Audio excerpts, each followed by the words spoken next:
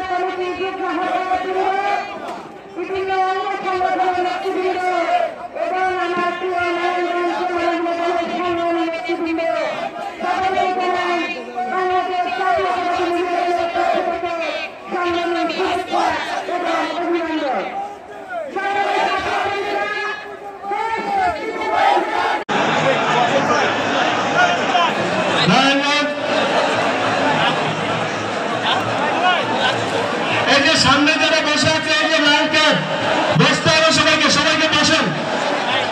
আমাদের যে মহিলাদের যে বাউন্ডারিটা দেওয়া আছে এটার বাইরে এর ভেতরে কেউ আসবেন না।